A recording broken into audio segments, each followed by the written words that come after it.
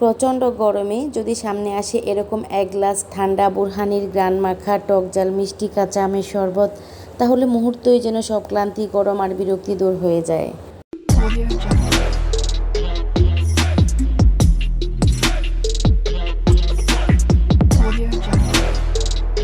খুব সহজেই গড়ে থাকা খুব সামান্য উপকরণেই তৈরি করা যায় দেহ মন প্রাণ জুড়ানো এই ঠান্ডা শরবত। এই ঠান্ডা শরবত তৈরিতে যা যা লাগছে: কাঁচা আম, লেবু, ধনেপাতা, কাঁচামরিচ, সাধারণ লবণ, বিট লবণ, গোলমরিচের গুঁড়া, জিরা গুঁড়া, চিনি, ঠান্ডা পানি। পরিষ্কার পানি দিয়ে আমগুলো ধুয়ে খোসা ছাড়িয়ে ছোটো টুকরা করে নিয়েছি। কাঁচা আমের ঠান্ডা এই শরবত দেহের পানির চাহিদা মেটাতে সাহায্য করে, ডিহাইড্রেশন প্রতিরোধ করে। কাঁচা আমে থাকা ফাইবার হজম ক্রিয়া উন্নত করে, কোষ্ঠকাঠিন্য দূর করে। এতে আছে ভিটামিন সি, যা রোগ প্রতিরোধ ক্ষমতা বাড়ায়, লিভার পরিষ্কার রাখে, টক্সিন দূর করে। কম ক্যালোরি থাকায় এটি ওজন কমাতেও সহায়তা করে। আমের খোসাটা ছাড়ানো হয়ে গেছে, এখন ছোটো ছোটো টুকরা করে নেব, এতে ব্লেন্ড করতে সুবিধা হবে। উপকরণগুলো নিজের মতো দিয়ে নিতে হবে, যে যেমন মিষ্টি খায় ওরকম দিতে হবে। আমটা যদি বেশি টক থাকে তাহলে চিনির পরিমাণটাও বেশি যাবে। সব কিছু উপকরণ আমি দিয়ে দিয়েছি। তারপর দিয়ে দিব অল্প ঠান্ডা পানি। ঠান্ডা পানিটা আমি ডিপ ফ্রিজে রেখেছিলাম।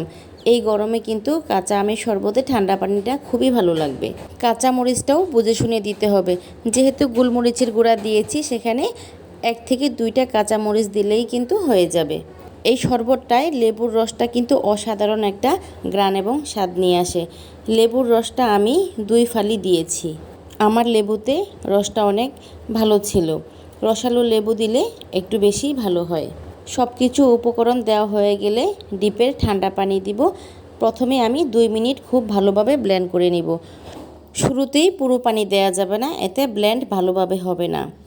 দ্বিতীয় পর্যায়ে যতটুকু শরবত বানাবো সবটুকু পানি দিয়ে দিব। তারপর আবার 2 মিনিটের মতো ব্লেন্ড করে নিব। ব্লেন্ড করা হয়ে গেলে একটা ছাঁকনি দিয়ে সেটাকে ভালো করে ছেঁকে নিতে হবে।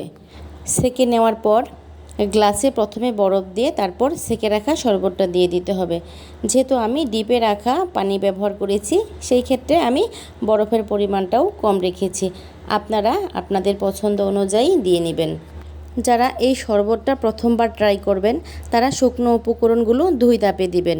প্রথমে অল্প পরিমাণ দিবেন, শেষে টেস্ট বুঝে বাকিটুকু দিয়ে দিবেন, তাহলেই পারফেক্ট হবে। এই গরমে অতিথি আপ্যায়নে এই শরবত কিন্তু ভিন্ন মাত্রার হবে।